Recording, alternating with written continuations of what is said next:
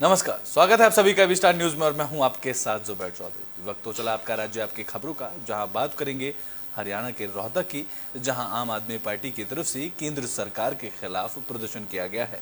रेवाड़ी में आम आदमी पार्टी की तरफ से केंद्र सरकार के खिलाफ विरोध प्रदर्शन किया गया। इस दौरान शहर के ऐतिहासिक मोती चौक पर जुटे आप कार्यकर्ताओं ने केंद्र सरकार के खिलाफ जमकर नारेबाजी की, साथ ही मोदी हटाओ देश बचाओ का नारा भी लगाया।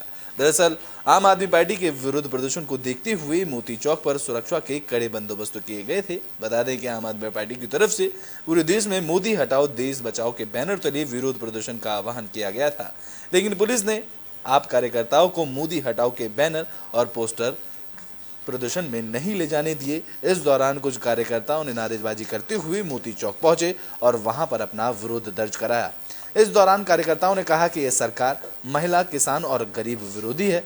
उन्होंने कहा कि समूचे देश में आज विपक्ष की आवाज दबाई जा रही है। केंद्र सरकार के खिलाफ आवाज उठाने वाले नेताओं को यातनाएं दी जा रही हैं। उन्होंने आगे कहा कि आम आदमी पार्टी के कार्यकर्ता हर परिस्थिति में देश की जनता के साथ हैं और आम लोगों के जुड़े मुद्दे को लेकर वे सड़क से लेकर संसद तक आवाज उठाएंगे।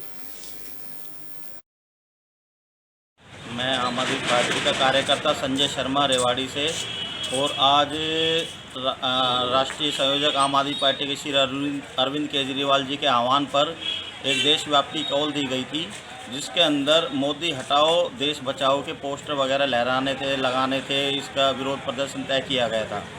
जैसे ही हमने ग्रुप्स में आज दोपहर को 1 बजे के प्रोग्राम की सूचना डाली कि तय किया जाएगा, सुनिश्चित की ये सूचना डाली ग्रुप्स में, वैसे ही पुलिस बल आज सुबह 7 बजे से ही भारी पुलिस बल तैनात कर दिया गया है मोती चौक पर।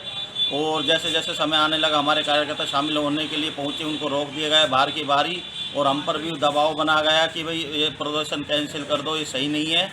और हमारे जो पोस्टर थे, हमारे हाथ में बैनर थे मोदी हटाओ देश बचाओ के, इस तरह के पोस्टर वगैरह बैनर वगैरह को जब्त कर लिया गया और हमको डराने की कोशिश की गई। लेकिन हम आम आदमी पार्टी के अरविंद केजरीवाल जी के सच्चे सिपाही है, हम डरने वालों में से नहीं है। लोकतंत्र, लोगों की आवाज़ उठाने का हमें अधिकार मिला है और सरकार का विरोध करने का भी अधिकार मिला है। इसके तहत हमने गिरफ्तारी की चिंता किए बिना, डर किए बिना आज हमने विरोध प्रदर्शन तय किया है मोती। तो प्रधानमंत्री नरेंद्र मोदी के खिलाफ आम आदमी पार्टी का पोस्टर और अभी भी जारी है। इसके तहत रोहतक में आम आदमी पार्टी ने मोदी के पोस्टर लगाए, जहां पोस्टरों पर मोदी हटाओ देश बचाओ लिखा गया था। इस अभियान के तहत रोहतक में जगह जगह आम आदमी पार्टी के कार्यकर्ताओं ने पोस्टर चस्पा किए। आम आदमी पार्टी ने देश भर में मोदी हटाओ देश बचाओ अभियान की शुरुआत की है, तो वहीं रोहतक में आम आदमी पार्टी कार्यकर्ताओं ने जगह जगह मोदी हटाओ देश बचाओ अभियान का आगाज को लेकर मोदी हटाओ देश बचाओ को पोस्टर लगाए। वहीं जैसे ही आम आदमी पार्टी कार्यकर्ताओं ने पोस्टर लगाए, वहां मौजूद पुलिस ने तुरंत उन पोस्टरों को हटाने का काम किया।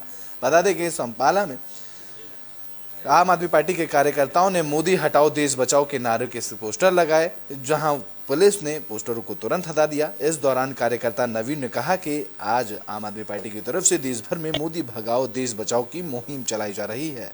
संपला में भी मोदी हटाओ देश बचाओ के पोस्टर लगाए गए हैं। हम अपना काम कर रहे हैं। तो वहीं उन्होंने कहा कि पुलिस इस दौरान अपना काम करती नजर आ रही है। इस तानाशाह राज में पुलिस मामले दर्ज कर रही है। उन्होंने आगे कहा कि मोदी को आज देश से भगाना बहुत जरूरी हो गया है।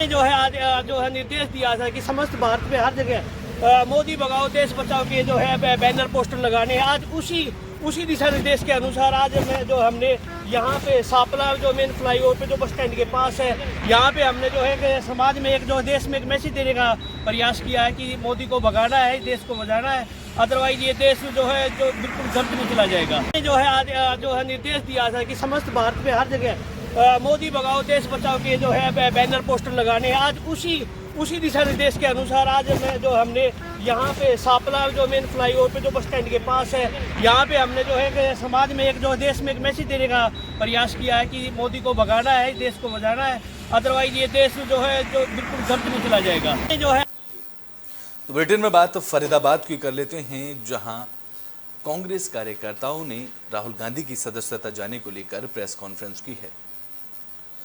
फरीदाबाद के सेक्टर 16 में कांग्रेस की तरफ से प्रेस वार्ता की गई, जिसमें मुख्य रूप से न्यू विधायक आफ्ताब अहमद, पूर्व विधायक रघुवीर सिंह तेवतिया, कांग्रेसी नेता विजय प्रताप, लखन सिंगला और कांग्रेसी नेता ग्रीस भारद्वाज समेत बाकी नेता मौजूद रहे। इस दौरान उन्होंने राहुल गांधी की सदस्यता रद्द होने को लेकर बीजेपी सरकार को घेरा और बीजेपी सरकार पर कई आरोप लगाए। इस दौरान सभी नेताओं ने कहा कि बीजेपी सरकार अपनी सत्ता का दुरुपयोग कर रही है। तो वहीं उन्होंने कहा कि वह सभी इन बातों को लेकर लोगों के बीच में जाएंगे और अपनी बातों को लोगों को तक पहुंचाने के लिए मीडिया की भी गुजारिश करेंगे। तो वहीं उन्होंने कहा कि वह इन बातों को लेकर लोगों तक जाएंगे और लोगों तक जन जागरूकता करके जागरूक करेंगे। इस दौरान उन्होंने राहुल गांधी को लेकर भी बयान दिए। उन्होंने कहा कि बीजेपी सरकार सत्ता का दुरुपयोग कर रही है।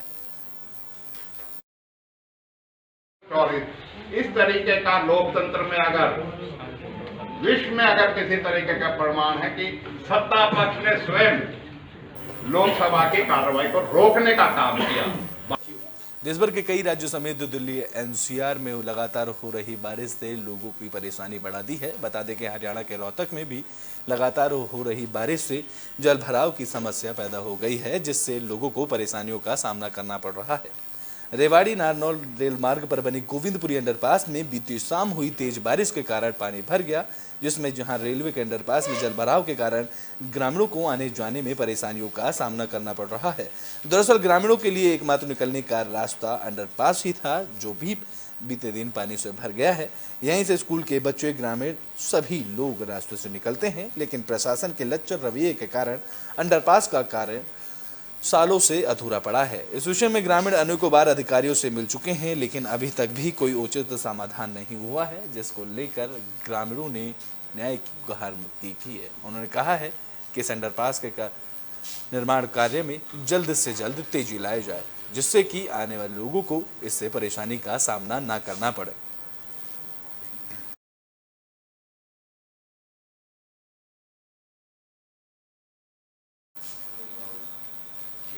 तो बुलेटिन में बात कर लेते हैं हरियाणा की, जहां बेवजह बेमौसम बारिश से लोगों की परेशानी बढ़ती जा रही है, तो वहीं किसानों की फसलों को भी नुकसान पहुंचा है। रेवाड़ी में बेमौसम बरसात देखने को मिली है, जहां तेज हवाओं के साथ तेज बारिश हुई। इस दौरान रेवाड़ी शहर में 11 mm बारिश तक दर्ज की गई। इसमें शहर के कुछ स्थानों पर जल भराव की समस्या देखने को मिली, जहां नाई वाली चौक, circular road, Teliwara road, model town, नई आबादी जैसे स्थानों पर जल भराव की समस्या के चलते कई घंटों तक जाम भी देखने को मिला। बता दें कि बारिश की वजह से तापमान में गिरावट देखने को मिली है।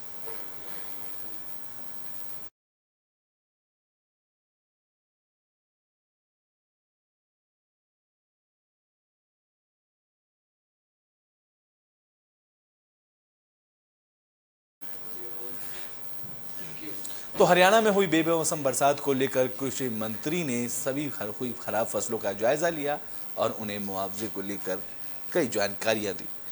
हरियाणा में पूरे प्रदेश में बेमौसमी बरसात को लेकर ओलावृष्टि से गेहूं और सरसों की खड़ी फसल को भारी नुकसान हुआ है। जहां बेमौसमी बरसात और ओलावृष्टि से फसलों में हुए नुकसान का जायजा लेने के लिए हरियाणा के कृषि मंत्री जेपी दयाल मौके पर पहुंचे, जहां उन्होंने रोहतक के महम तहसील में कई गांवों में खेतों के खराब फसलों का दौरा किया।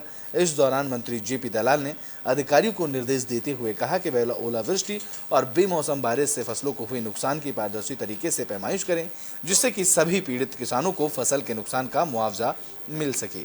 इस दौरान कल्याण मंत्री ने कहा कि प्रधानमंत्री फसल बीमा योजना के तहत फसल का बीमा करवाने वाले किसानों के लिए 72 घंटे में नुकसान का दावा किए जाने का अनिवार्य है। इस प्रावधान के तहत किसानों को अपनी खराब फसलों का नुकसान का फायदा जल्दी से ही मिल जाएगा, जिससे कि किसानों के नुकसान का फायदा लोगों को मिल सके और लोगों को ऐसे बेमौसम बारिश में खराब हुई फसलों का भी फायदा मिल सके। भाई नुकसान दोनों लाले तो फिलहाल गेहूँ की सरसम है, गेहूँ हैं, इनमें 75 से 90% नुकसान हो रहा है। और यो इस टाइम पर हो रहा है जिस टाइम पर अपनी फसल काटने का टाइम आवा है। सबसे बड़ी जमींदार की मारी आए है जो हो रही है, कह रहा थाली मत है नाज ठाना, थाली मत ठा रखा हमारा ये जमा। ये सही है कि बेमौसमी बारिश की वजह से किसानों को बहुत नुकसान हुआ है। पकी पकाई फसल जब उसके घर ले जाने का टाइम था, और उसकी उम्मीद थी कि अपने परिवार का भरण पोषण करेगा। तब इस बारिश ने, कहीं ओलावृष्टि, कहीं तेज आंधी ने बहुत नुकसान किया है। और मुख्यमंत्री जी का मैं धन्यवाद करता हूं कि उन्होंने आदेश कर दिए कि जहां जहां फसल खराब है उसकी तुरंत गिरदावरी करें। सारी गिरदावरी चल रही है। किसान ने अपने आप पोर्टल पर चढ़ा दिया तो भी ठीक है, नहीं चढ़ाया तो महकमा करेगा। और मई के महीने तक इनको जो है खराबे का पैसा हम भिजवाएंगे। 31 तारीख तक का आदेश है कि सारे अधिकारी इसकी गिरदावरी को कर दें। और मैं खुद भी कई जिलों में गया हूँ, जहाँ जहाँ नुकसान है वहाँ हम निश्चित तौर पर। तो बुलेटिन में बात मध्य प्रदेश के उज्जैन की कर लेते हैं, जहां 3 पुलिसकर्मियों पर लूट का आरोप लगाया, जिसके बाद एसपी ने तीनों पुलिसकर्मियों को सस्पेंड कर दिया। महाकाल की नगरी उज्जैन में रेलवे स्टेशन पर बंगाल के 4 मुस्लिम यात्रियों के साथ पुलिस वालों ने ही ठगी कर ली। यात्रियों ने जवानों पर गंभीर आरोप लगाते हुए कहा कि तीनों जवानों ने उनसे करीब 37,000 रुपए ठग लिए हैं। साथ ही उन्हें किसी भी केस में फंसाने का कहकर डराया और धमकाया गया है। बता दें कि जिसके बाद सभी यात्री उज्जैन से भोपाल लौट रहे थे। एक पूरा घटनाक्रम रात करीब 2 बजे का बताया जा रहा है। इस घटना के बाद मुस्लिम समाज के लोगों ने थाना पर घेराव कर हंगामा किया। इस मामले में जीआरपी अधीक्षक निवेदिता गुप्ता ने तत्काल कार्रवाई करते हुए तीनों पुलिसकर्मियों को सस्पेंड किया और जबरदस्ती पैसे ऐंठने की धारा के प्रकरण दर्ज कर मामले को जांच के लिए आगे भेज दिया। फिलहाल तीनों आरोपी फरार हैं, लेकिन तीनों पुलिसकर्मियों को सस्पेंड कर दिया जा चुका है। ये 4 नंबर प्लेटफॉर्म पे हुए। 29 तारीख वहाँ से निकले, 30 तारीख के हमारी गाड़ी थी, तो 30 तारीख भोपाल जाने वाले थे, तो गाड़ी भी लग गई। गाड़ी लगने के बाद 3 जीआरपीएफ आए। आने के बाद हम उठ गए थे, उससे वो बोला जो आपका बैग से सर्च करेंगे। तो हमने सोचा ये कानून के रखवाले हैं, ये हमारे इनका भरोसा है। तो बस हमने बैग खोल दिया। ताला जब खोला, वो अपने तरफ से सब कुछ कर लिया, जब्त कर लिया। भले तुम्हारा रसीद, तुम्हारे कागजात, तुम्हारा रुपये सब कुछ ले लिया। अब वो बोला जी तुम में से कोई एक आदमी बात करो।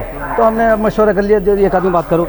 ये रात में सूचना मिली थी, फरियादी आए थे, 4 लोग हैं। ये बंगाल के रहने वाले, ये मदरसों के कुछ पैसे चंदा करते हैं। और इनने बताया आके कि 3 जवान पुलिस के जो इन्हें पैसे धौंस दे के पैसे। तो बुलेटिन के आखिरी में बात हरियाणा के फरीदाबाद की, जहां पर कुछ छात्रों ने मिलकर एक टीचर को पीट कर अधमरा कर दिया। फरीदाबाद जिले से चौंकाने वाली खबर सामने आई। यहां बल्लभगढ़ में सीकरी गांव पर झाड़सेतली के रहने वाले एक अध्यापक को उसी के छात्रों ने अपने साथियों के साथ मिलकर पीट कर अधमरा कर दिया। बताया जा रहा है कि बात सिर्फ स्कूल में ड्रेस पहनकर आने की थी, जहां टीचर छात्र को लगातार स्कूल ड्रेस पहनकर आने के लिए टोकता था। दरअसल अध्यापक चंद्रपाल डागर सीकरी गांव के स्थित एक निजी शिक्षण संस्थान में पीटीआई टीचर है। टीचर के मुताबिक एक छात्र अक्सर बिना ड्रेस पहनकर स्कूल आता था, जिसको लेकर उसने उसे उसकी डांट लगा दी। इस बात पर छात्र ने उसके खिलाफ दुश्मनी पाल ली। पीड़ित ने माने तो शुक्रवार को जब वह अपने गांव से स्कूल जा रहा था, तभी गांव सीकरी में आरोपी छात्र और उसके साथियों ने मिलकर उसकी बाइक का पीछा किया और फिर अपनी कार से टक्कर मार दी, जहां टीचर को प्राथमिक उपचार देने के बाद आगे रेफर कर दिया गया ताकि उसे बेहतर उपचार मिल सके। इस दौरान टीचर ने बताया कि उन्होंने इस मामले की सूचना संबंधित थाने में पुलिस को दी है। अब पुलिस इस मामले में आगे की कार्रवाई देख रही है और पुलिस अब इस पूरे मामले को लेकर जांच कर रही है। बता दें कि इस दौरान टीचर ने यह भी कहा कि बच्चे को सिर्फ स्कूल ड्रेस पहनने के लिए टोकने पर ही छात्रों ने अपने साथियों के साथ मिलकर उनकी पिटाई की और उनके साथ उनकी बाइक पे भी कार से टक्कर मार दी है। एक पेशेंट आया है चंद्रपाल डागर नाम से जी, और झारसेतली के रहने वाले हैं और किसी सीकरी के प्राइवेट स्कूल में पढ़ाते हैं। जैसा कि बताया जा रहा है, पेशेंट के द्वारा बताया गया है कि एक स्कूल के ही कुछ स्टूडेंट्स थे, उन्होंने मारा है और छोटे बड़ी गंभीर है, सिर में भी चोट है, पेट पे भी चोट है। और आपका राज्य आपकी खबरों में भी के लिए बस इतना ही। देश और दुनिया की तमाम खबरों के लिए देखते रहें एबी स्टार न्यूज़।